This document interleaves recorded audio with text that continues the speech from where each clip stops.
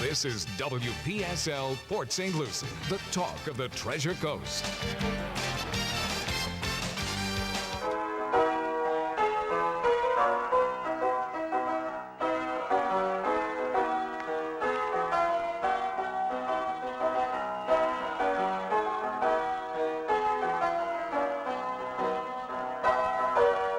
It's 11:07 at WPSL 1590, the talk of the Treasure Coast. You're on Ask a Rabbi. And this is Rabbi Shafir Loeb of Congregation Eitz Chaim adjusting the Facebook Live. There we go. And welcome and a happy Elul. And I love that music. That is a Debbie Friedman melody. So cool. Yeah, it is. And I guess I should also mention that this radio broadcast is covered by J License. I don't have our number, but you're welcome to call the temple and get our number if you're so interested. We do have a J License authorizing that sort of thing as much as we want and need. So that's a cool thing. We're very, very thrilled to have been invited into J License. It's a great thing. And I am trying to share my video to... So what is J License? J License is from Tanscom Music, and it's a consortium of various artists. And I've got to thank Craig Taubman, who is a major mover in making that possible. Great. And it's a wonderful thing. It's a way for stars to get paid for the things that they're doing and for the things that we're doing with their music. That's probably a better way to phrase it. Okay, so here we go. At least I'm now live on Assorted Places. I love technology. But plus, you're on the TuneIn app worldwide. Yes. Yeah. So it's all that thing. And I actually remembered tissues today. I am, Oh, you are organized. I am today. Organized today. And of course, you got a transistor radio laying right next to you, too. Yeah, That's the old cell phone is the new transistor radio. It's funny because you know that I run the daily Torah moment. I watch it. Yep. And then you've been seeing some of the videos that we're going to be showing for Rosh Hashanah and Yom Kippur. Some of them I think are blowing me away, and I'm part of the creation of them. And I have to confess, I'm humbled and honored that a number of people have asked me to do a couple of videos that we're doing for our congregation, but they're going to be distributed also through this consortium. Yeah. There's a great thing that's going on Facebook called Dreaming Up the Holidays. And it actually has gotten some coverage. But what it is it's a Facebook, and thousands of rabbis are on it. And everybody's sharing and talking and trying to, we're trying to imagine how to do the holidays in ways that are meaningful, because we can't pack a hall, if you will, right? We can't jam a bunch of people. And typically in our small space, we've been standing room only for the holidays because we're small. But with social distancing, we're clearly not going to jam, dozens of people in there. And so it's how do we reimagine this in a way that's going to open it up for people? Across the street, Clover Stadium, you can... Yeah. You could have the services. We could, but I don't think they're going to let us use it for free. No, they won't. Right, and that's the rub. Was we don't have the kind of budget to rent the space that we need to provide the social distancing. Plus, in our congregation, there are a significant number of people. I see one of them already here on Facebook with me. That that are not here in Port St. Lucie. So we've got members in Pennsylvania, we've got members in Arizona, we've got members in California, Connecticut, New York, Isle of Man, overseas. Back up. Yeah, what? Yep, we've got one member in Isle of Man. So we're all over. That's so cool. Yeah. So a lot of our membership tunes in, and that's why we've been streaming for at least 3, almost 4 years now. And we're very thrilled to be able to do that. That's the Twyla broadcast system. And thanks also to Jim Boyd, a shout out to him. He's the one who set it up, who made it happen. Twyla was his sister, and it's in memory of her. So we call it the Twyla broadcast system. Oh, okay. That's So nice. Yeah, we've been using that and broadcasting to the world, if you will, and we can actually say that. So, and it's been really good. So when we had to move to a Zoom intensive or a live stream intensive environment, that was not a big deal. But it is a big deal for the High Holy Day season. And so the question became, how do we do that in a way that provides a unique Eitz Chaim kind of service? Because our congregation is different. We are different from a lot of other Jewish congregations even, and certainly, every congregation has its own flavor. And ours is one where people in general have, I think, pretty profound experiences. It's pretty in give and take and things like that. And so we're going to be using the live streaming. And just as I put this up here now and double do it and watch it and all of that, I've been learning from doing the podcasts so that it is now more interactive. And we'll continue to do that. We'll be monitoring and interacting with people through the Zoom for the High Holy Day season. And the other, as I mentioned before, a shout out to Craig Taubman, who just has been a wonderful, wonderful person. We've got a okay, the word's missing right now. The small appearance. He's going to do a couple of spots for us for Rosh Hashanah and Yom Kippur, and Peter Yarrow of Peter, Paul, and Mary, an incredibly powerful piece that he's doing with us. Hold your hand. Yeah, there you go. Wow. Or hold my hand, rather. Yeah. When Day is Done is the name of the song. So there's that, and I've gotten a gift from a couple of cantors in Philadelphia that I'm actually doing the video for them, and in return for that, we're allowed to use them as well. So it's going to be, I think, an incredible experience. Wow, that is so cool. One of them is going to chant Torah on second day Rosh Hashanah this year. So, yeah, pretty cool. Just hearing you, it's like the world has gotten so much smaller now. It has, and I think back because I was telling somebody a story on one of the podcasts about going to a puppy match back in the days when I showed dogs, and our friends did not show up, and we didn't know why, and of course we didn't get to find out until later that night. And it wasn't anything bad. It was annoying, but it wasn't anything bad. It was her dog, all primed and ready to go to the show, had decided to chase a couple of ducks into their pond instead of getting into the car. And she didn't quite feel like regrooming a standard poodle puppy. A big dog. A big dog. Yeah, he must have been about 5.5 months. So, they're pretty close to full grown. They reach most of their adult height and hair. Right. So he's still in a puppy coat, but it takes at least an hour to dry a standards coat. Wow. And, yeah. So after he jumped in the pond after the ducks, he was coming from the house into her car, and she never leashed him because he always just ran right into the car.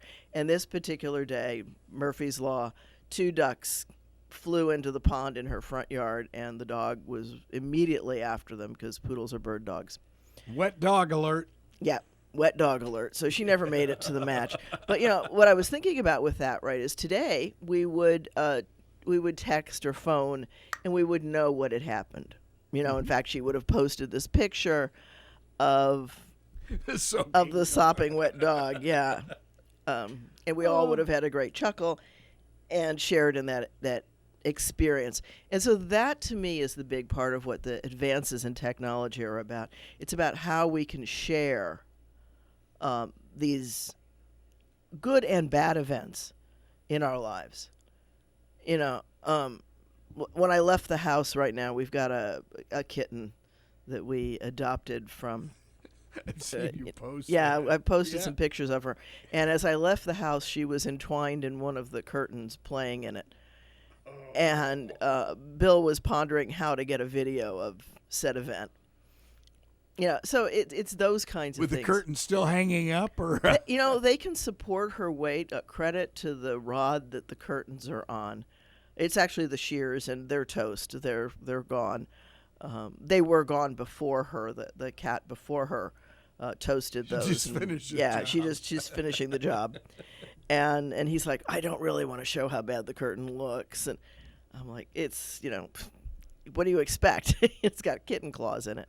But she climbs right up them. And it's a credit to her paws that she can do that. And the curtain that it hasn't totally come to tatters, but it won't be much longer, I'm sure. And so we're just waiting for her to outgrow that kitten stage, and then we'll replace the curtains. There you go. Or at least the shears. She's boy. not bothering the curtains themselves. She's bothering the shears. But she's having a grand time with it. And so we share those kinds of things. And so that was the piece, if you will. We've been streaming a service, and while it's semi-interactive, and it's better now because I've got this iPad that people are watching me on Ask a Rabbi live, and I can see the comments, right? So now I can see who's watching and who's where, and etc. And that's good. But it's a total, that's still a little bit static. And so once it became liberated, if you will, with this new idea of how do we create a service that's not just Zoomed because it's Zoomed, but that is intentionally designed to create a Zoom experience. And that's a different mindset, right? And I'm having, true confessions, I am a lifelong student. I love learning new things. I love developing new skills.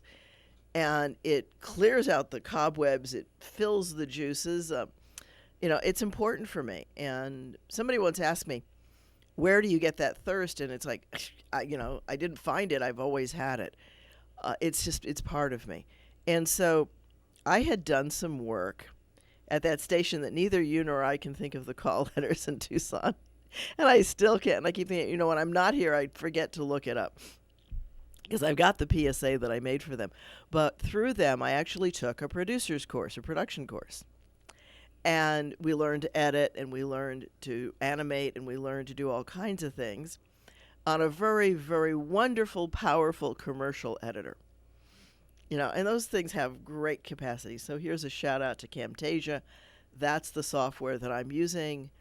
And it does a great job. It can take and separate the audio out of things. It can, you can take, as you do in the back room, you grab this piece and that piece and increase the volume, and you decrease that, and you ramp, and you, all those things that and the fade-ins, and it's got like 15 different transitions that are standard, and then you can go in and define more.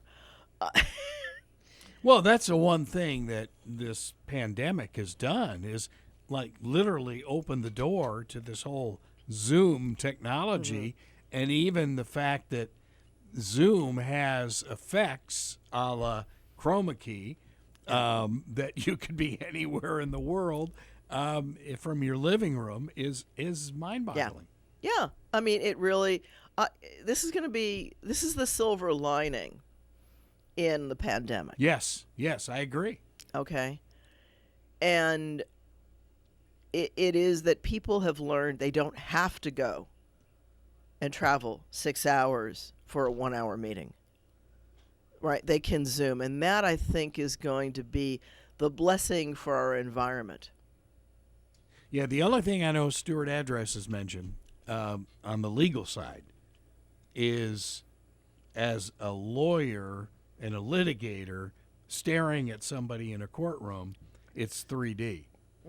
And it's only 2D on the screen. And he said, but that's not all that important. No. I just think. You can It's still gonna be see amazing. them. You can still look in the whites of their eyes. Oh yeah, yeah. That you can. And you can see that I'm using my tissue as That's I always okay. want to do. You talk about silver linings. Yeah. As we approach the holidays, do you Next week. eventually see a silver lining piece in the Mideast? Oh, I'd like to see that. I really would. It's like everything else. It's when people start to do right instead of wanting to be right. Ooh. Okay? Ooh. That's good. Okay? Yeah. That when people do that, then they can let go of the turfing and the posturing and all of that false garbage. And I'm going to be really candid. You're right. It's 1 week away from the holidays. This Friday starts what is called the deep basement search. We supposedly have been dealing with all the surface stuff and the standard apologies and all of that. But this last week, coming into Rosh Hashanah, is supposed to be wake up.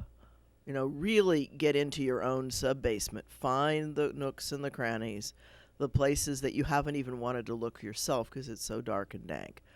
And, get there. Get there, clean it out, deal with yourself, and start doing what's right. And let the ego. Ego's a wonderful thing, and it's there to protect us. But not everything we face is a saber-toothed tiger. Not everything has to be dealt with one set of tools. We really need to start dealing with people and animals and the planet in a way that reflects the God in us.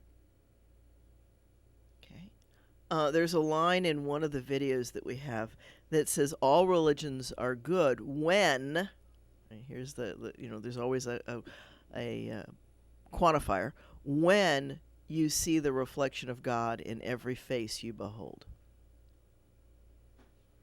Ooh. Yeah, isn't that beautiful? That's deep. Yeah. It is Yeah. really deep. Yeah. What? Yeah, well, yeah, it's the number of politicians wearing religious robes is scary. And this is not about a power play.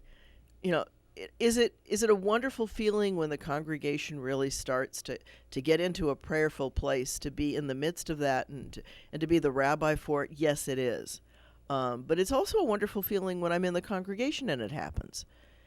And that's, I guess, the essence of what I always work to facilitate. And it's not that I do it, I facilitate it. It comes out of the people. Now, that's been the harder thing with the technology. Usually there was a member in my congregation in Tucson who used to say you can see the blue light haze at about a third through the service. And, what he was talking about was just the coming together of community and the sense of being in deep interconnection and relationship and letting go of the garbage and shoving it aside and letting your soul take a drink in the well springs from God. And it's that kind. Judaism's an experiential religion. Okay, it's not about what you think and what you believe and that sort of stuff. It's what are your experiences and what experiences are you creating with others? Are you acting in a way, right? So I'm going to give a whole different view to the thing of witness and testimony and evidence. In the Shema, when it's written in Torah, it says, Shema Yisrael Adonai Eloheinu Adonai Echad. Listen up, Israel.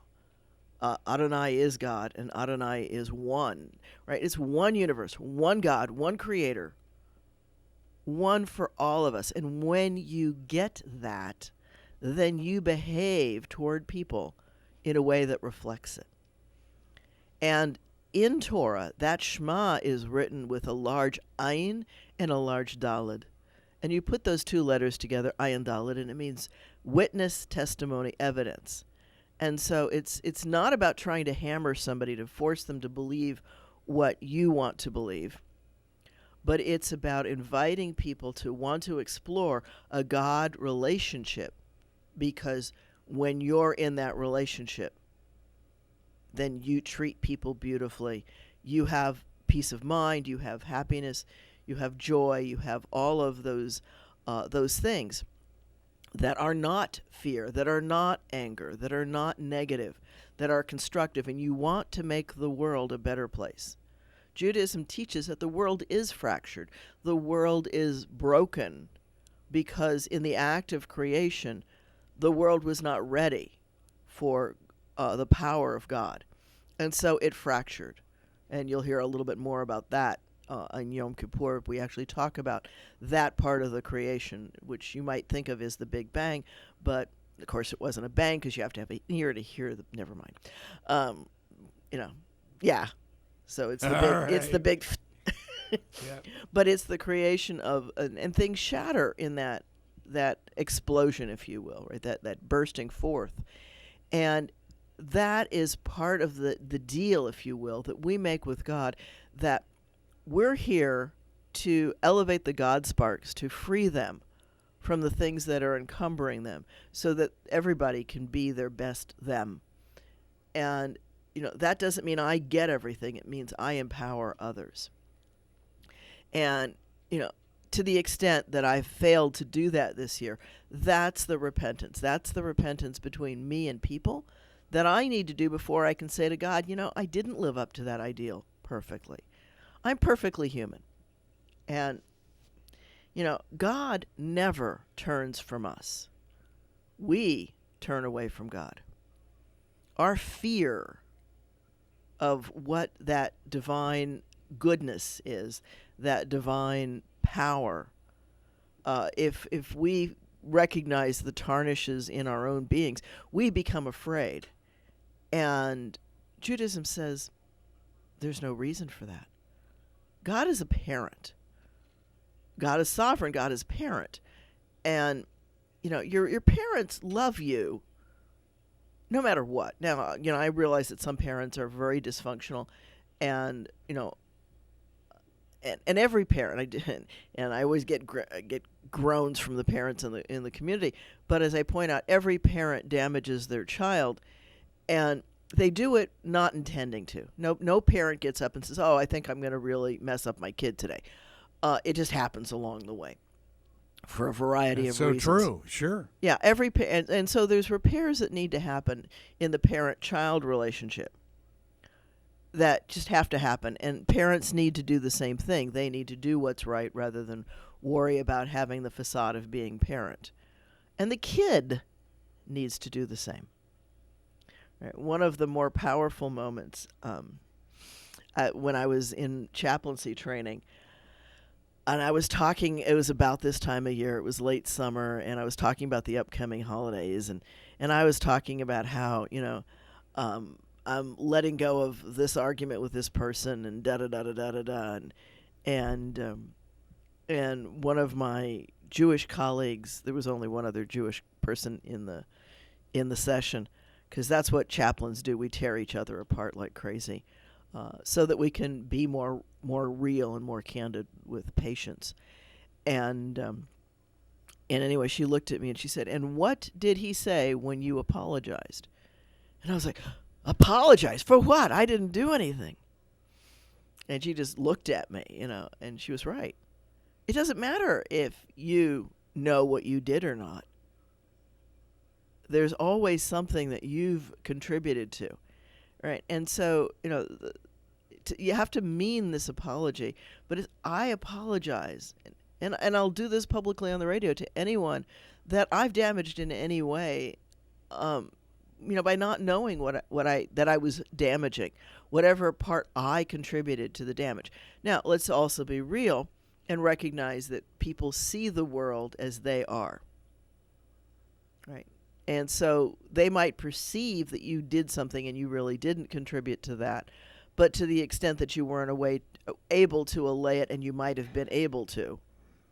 I don't know if you can follow all of that long train. For any part that you actually contributed to their distress, you do need to apologize. And Talmud goes in and it talks about how many times do you apologize.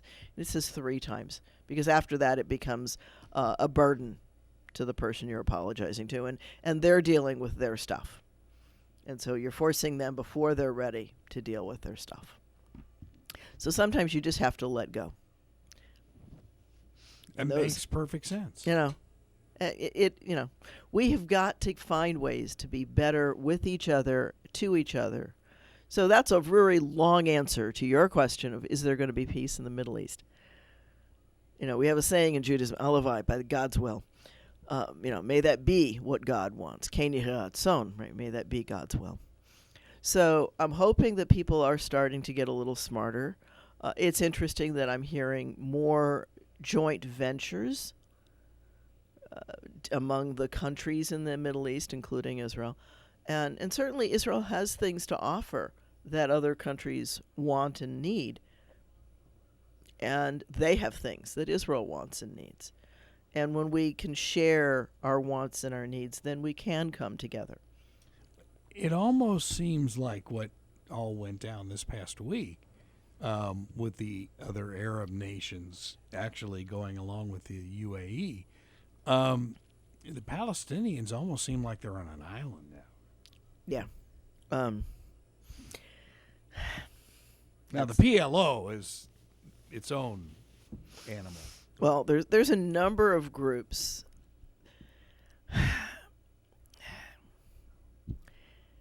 There are organizations that financially thrive because of conflict. Oh, I'm sure the arms makers, you bet. Well, arms maker and even charity collection groups.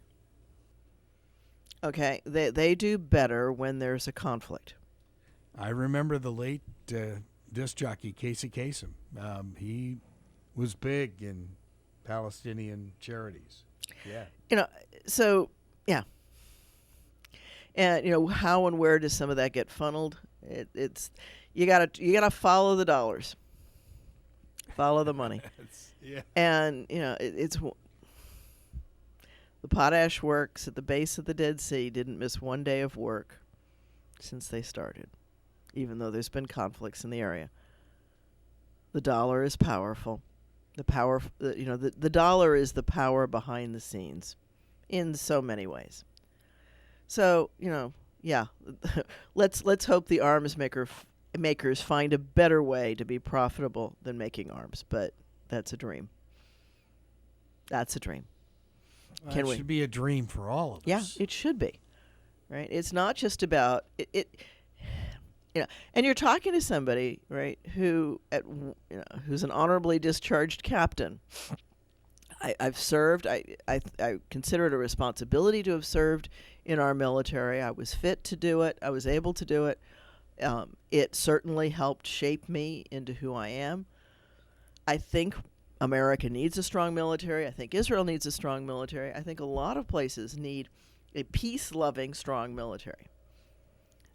And, I can tell you, were there a couple of cowboys in the unit? Yeah, there always are. But the good ones really want peace. They really do want peace.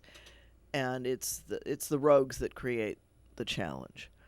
And, those are just things that as a society, we need to move as a society away from negativity with each other.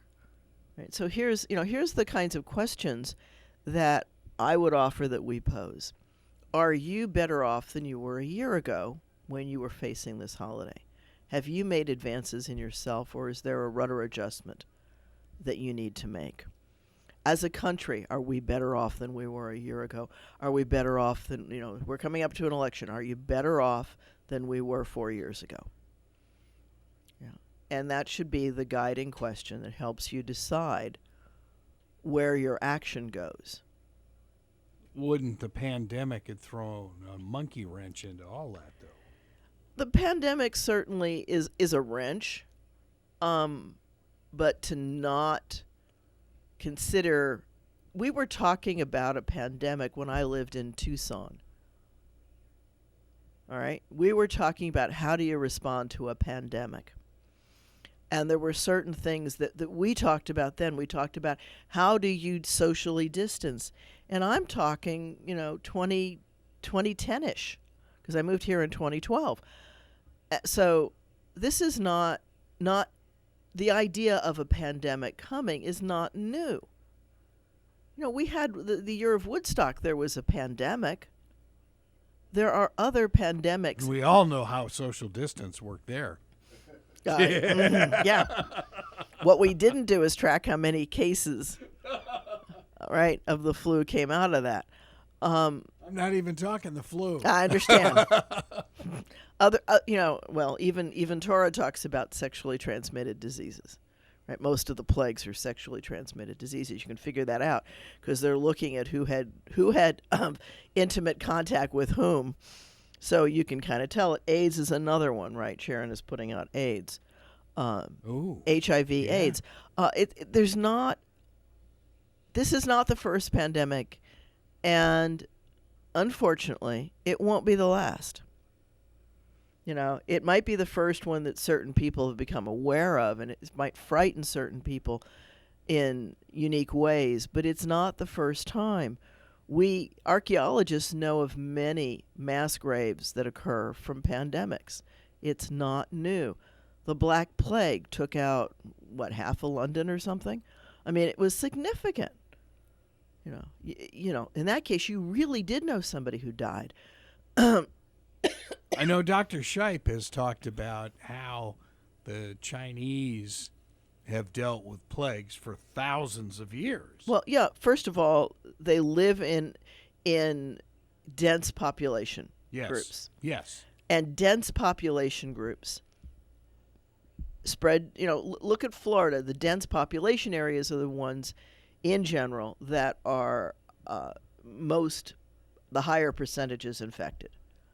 Right, so you're looking at Miami, I think, is up to 6%. On the Treasure Coast, we're holding somewhere between 2 and 3, I think. I didn't check today, so the numbers change daily. But there's one small county up in the Panhandle where it's 14%, and I'm guessing that's because it's a sparsely populated county, but it's a tight-knit community, and so they're interacting, and so they're sharing. Now, they've only had a handful of deaths for that percentage, so I'm guessing that they're pretty much in the outside, and they're healthier probably than southern Florida. But those are all the many different things that play into it. There's just so many variables that play into this pandemic, and it's a serious, deadly disease, and it spreads easily. And we need to do the masks, we need to do the cleaning, we need to do all of those things. In reality, we've needed to do some of those things all along, and it's a sad thing that it takes a pandemic to move us in that direction. Well, the studio was clean 15 years ago. Before the pandemic. Okay. Thank you. That fills my heart with glee. I'm sure you feel so much better. Yeah, especially since one of the instructions usually is eat the microphone. Yes. It's kind of funny, as I was watching, and I can't think of his name, Klepper, doing interviews with his mic, and I'm watching, you're putting this up to people not wearing their masks, and then you're bringing it close to your mouth. Yeah. It's so funny now, just like watching the NBA, and you have these interviews after each quarter, and you'll have a reporter standing there, and 6 or 7 feet away is the coach, and they're leaning over to try and hear the reporter. Yeah. It's hysterical, but that's the way we've got to roll for a while. Yeah. So. Yeah. And yes, the masks make it more difficult, and yes, I wear a shield at services, and we know that shields are not nearly as good as masks. Some congregations have actually put up a plexiglass shield between, and we've looked at it. We've looked at what it would take to do that. It was one of my first thoughts, actually, was how to do that. But we actually do social distance, and I don't sing that loud, and I don't belt it out, if you will. So it's not that kind of projection. And the shield does do some things, but it's it's far from perfect. And I've got somebody on one line somewhere. And okay, let's see what we've got coming in here. We've got Russ on line 1. Thank you for calling in, Russ. Yep, I'm just curious, should a society dumb down to the lowest common denominator the way we've been doing? I mean, 99.8% of the population, they might get it, but they aren't going to die. So should all of us be dumbed down to the 0.2% people that will die? I mean, it makes absolutely no sense to me. I'll hang up and let you expound on that. Okay, so I don't think, thank you for, Russ's question was, should we dumb down and make everybody, whoa. Sorry about that. Russ is gone. Okay, and hopefully he's listening in as I answer it. So his question was, should we dumb down and make everybody try to be safe because of the 2%? My answer to that, Russ, is yes, we should all wear masks. And as I've mentioned before, I don't wear it. And if you've watched broadcasts, you'll often see that the person who's talking is not wearing a mask, but the people right around them are. And that's because the mask does muffle. It does make it harder. And we don't have a really good way of shielding some of that. So what I do, I've got my own personal mic at services, and that's clipped to the inside of my shield. And the shield is for a couple of reasons. One, people have seen me. I have a nose that has run for as many years as my feet have walked, maybe more. It's one of the things that I'm blessed with, or cursed, depending on your view of it. Going back to our parents again. Yeah, yes. going back to our parents. My mother had it, so thank you, Mom. Including the deviated septum and all that other wonderful stuff. And the doctors have said to me, when it gets annoying enough, you'll submit to the surgery, and I guess it just hasn't gotten there yet. Although I've thought about it a few times. And so do we dumb down? I think that wearing masks is not dumb. I think wearing masks is courteous and polite. The Asian cultures, as we mentioned before, they've dealt with many more pandemics than most of the world just because, and I think life actually probably started somewhere in that general area, because there's enough reasons to believe that the Indus River and some of the rivers in China are ones that consistently and predictably overflow, and so they're good farmland.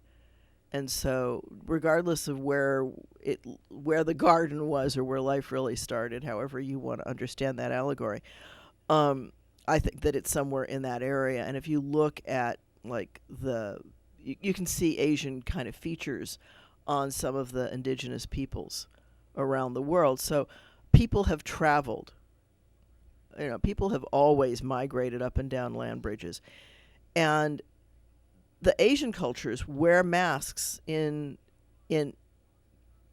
when people are sick, they wear a mask and nobody thinks anything of it. If you've got any idea, like if somebody in your house is sick, the people from that house will wear a mask when they go out. That's just part of their culture. We need to get to that place where we don't share. And it's not just that 2% will die. It's also, the capacity in the hospitals. We do not have the resources to handle, if we would, God forbid, have the kind of numbers that the Black Plague was in London, we would see much more than 2% dying. One of the reasons that it's as low as it is because we do have, we've got an incredible amount of medications that are being given to the people that are sick.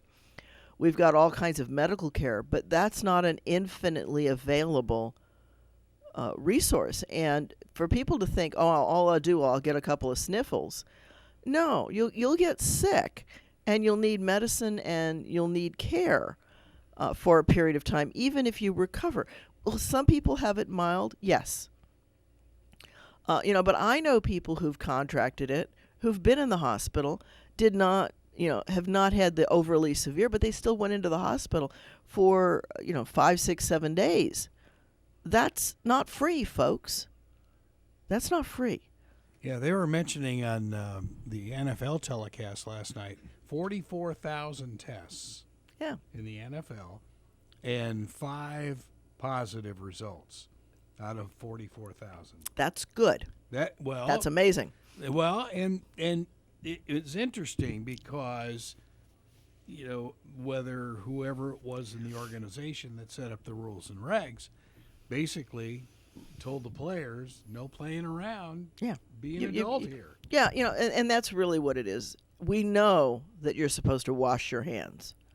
That's not new. You were taught that in kindergarten. So if that's dumbing down, that means that you know, if you need to be taught that again as an adult because you didn't remember it from kindergarten, right? That's the other alternative to that. Those are things that we just need to do. Now, Judaism, admittedly, is a hand-washing religion. Okay? We wash our hands before we handle food. It's required. It's even ritualized into the Seder. And then you wash your hands again when you're actually going to eat. So you wash your hands without a prayer, without a dedication of your hands, when you're going to be handling the food, and then you do it with dedication when you're going to actually be eating. And it's one of the things that we've been Zooming from our congregation is the hand washing before we do the oneg. And I'll share one last piece is that my work with the Chinese students, I really was kind of embarrassed when one of my little Hong Kong students, my little 7-year-old going on 35, said to me that when you look around, the only ones not wearing masks are the Americans. And I looked at her for a second, you know, and it hit me. And I said, that's rude, isn't it? She says, yes, it's very, very rude. Wow. 7-year-old can pick up on that. 7-year-old can pick up on that. Oh, and, yes. and, you know, when the numbers first started coming up in the U.S., she said to me, don't people understand washing hands and wearing masks? 7 years old. So, you know, I'll give it to you there. It's not rocket science. It's not. This is just something you do because you care about everybody. And, you know, if it's going to save 2% of the population, I'll do it. I'll do it. Why not? Yeah. It's not a big thing. 2% is still 2%. Yeah, I'll wear a mask, and I wear a mask out in public. I'm not wearing it right now. For those who are watching on WPSL TV or watching on Facebook Live know that I don't have it on for the broadcast. I take it off for the broadcast, but I wear it. You know, I'm going to be stopping at Publix on my way home. I'm going to be stopping at another stop to pick up our calendars, and I'll be wearing my masks all of those places. I won't wear it in the car, but I'm going to have to learn how to do basketball play-by-play in a mask. In a mask because college over in Fort Myers, Southwest Florida, says the Thou mask shalt. never comes off. Yep. In the gym. Yeah, understand. And I get it. No, yeah, I get it. I get it. Okay, and Curtis, you've called in on line 1. Good morning, Rabbi. Good morning, and thank you for Greg. calling. Yeah, I really don't have a question, but I just want to compliment you on your knowledge and your wisdom and the way that you put it out so people can understand what it is, even to me. Wow. I mean, because some voices to me just don't have the rhythm that penetrate me and stay inside of me, but yours, for some reason or another, is just on my wave. So I'm totally understanding everything you're saying and agreeing with it.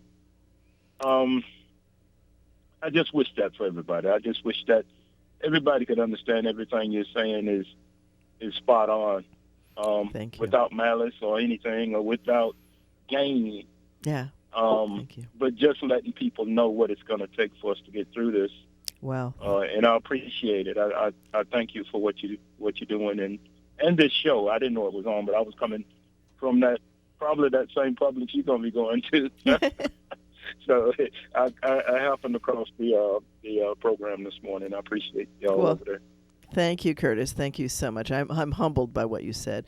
For those on Facebook Live, what Curtis just said was he thanked me for trying to describe reasons and ways to keep ourselves safe and to understand the pandemic and make it workable. I guess am I paraphrasing you? Okay, Curtis. Yes. Okay. That's because our yes, Facebook listeners don't hear your question. Yeah, that's Curtis, WPSL does, but yeah. What are you seeing out there, Curtis? Are you seeing a lot of people adhering to it? Greg, I'm starting to see it change some, but it's almost like it's changing because somebody's making me do it versus wanting to do it. If you want to do it, then your kids would have their masks on at the bus stop. But I don't think we've gotten that far yet. But I think we're changing. We're slowly changing. But at this point, we got to take what we can get at whatever rate we can get. Yeah. But yeah, it's starting to change, Greg. Good. And thank you for that. So, Curtis, I'm going to offer you a way, perhaps, to ask people who aren't wearing a mask, and that's to ask them, if you have somebody in your family who could contract this disease, would you want me to wear a mask around you? Right. Ooh, I like that. Yeah, so that's the question, right? The key is people need to come to an understanding by themselves. And, you commented that people are wearing masks because it's mandated, and it has to be mandated because people have been not wearing it because Americans don't like to be told anything. It's part of our nature. But we need to invite people to explore the reasons for it and understand it. Just, I admit that 7-year-old child in China woke me up to it. I've worked in medical, I'm a hospital chaplain. I'm got CPE training and all of that. And, we were taught to wear masks and gloves, but it wasn't to protect us. It was to protect the patients, right? And so hospital staff wash their hands before they see you, not to protect themselves, but so that you don't get what they have while your immune system is compromised.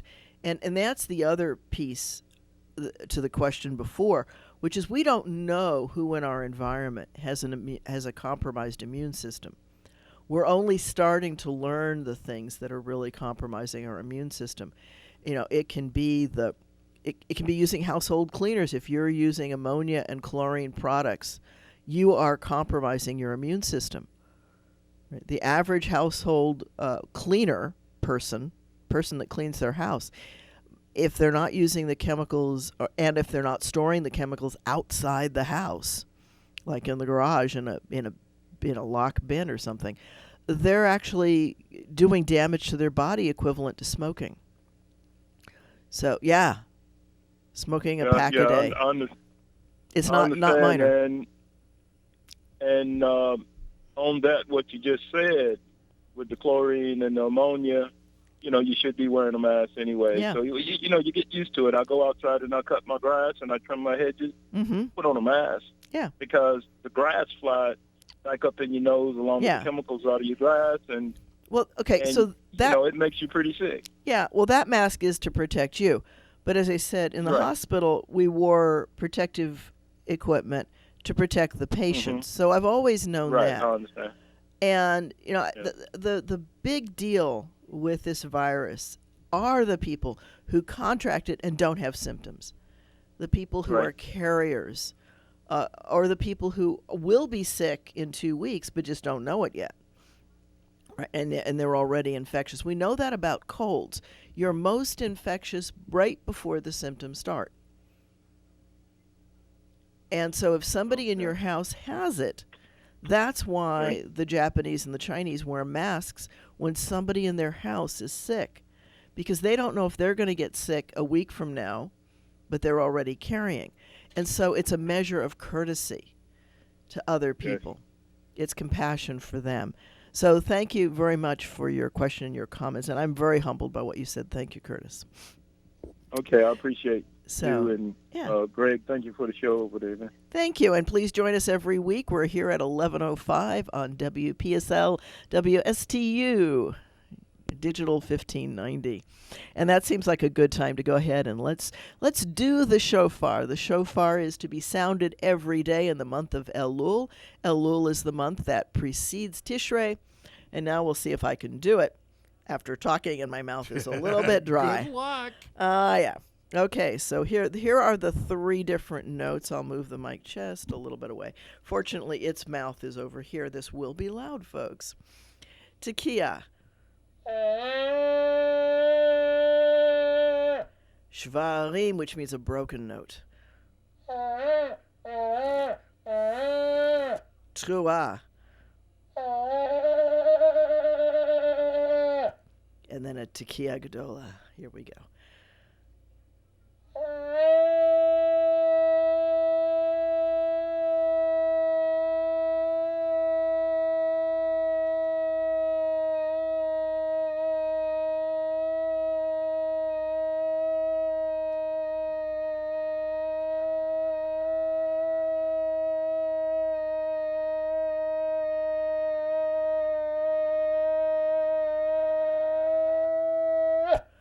Somebody call a paramedic. Actually, what occurred to me as I was doing that was, if this had been if this had been an actual, remember those days, folks? Oh yeah. We've got to do a test of the Air broadcast raid system. alert. Oh gosh. Yeah. So there's technology that's changed, right? We don't do that anymore. If this had been an actual test, or if this had been an actual emergency, right? If this had been an actual, this has been a test of the emergency broadcast system. If it had been an actual emergency, I vaguely remember that script. Chuck Mangione and his flugelhorn is next. Oh. Thank you so much. So anyway, happy Elul, everyone. That's the sounds of the shofar. And for those who can see it, who are on Facebook Live or on WPSL WSTU, this particular shofar belonged to my father, so it's actually older. I've been blowing this one since I was 3 years old. Is that ivory? No, it's a ram's horn. Ram's horn. Yeah, Okay. just imagine wearing 2 of these, right? Going through life. Actually, one of the cutest pictures I have, not with one of these, not this kind of a ram, but the kind of critter, right, in that general group of animals. And it's the kind with the ribbed black thing, but he's scratching his back with the horn. So I gotta love that. So anyway, so next week I will be here. It will be Erev Rosh Hashanah. And please do join us on Congregation 8's Chaim, www.eitzchaim.org. And this has been Rabbi Shafir Loeb, Ask a Rabbi. And where do they catch your stream? They can catch my stream on Facebook Live at 1:15 Eastern-ish. That means that I start somewhere between 1:15 and 1:30. But Facebook Live, look for Eitz Chaim PSL on Facebook. Thank you all. You've been listening to Ask a Rabbi right here on WPSL, Port St. Lucie. WPSL.com, webcaster to the world. On TuneIn worldwide.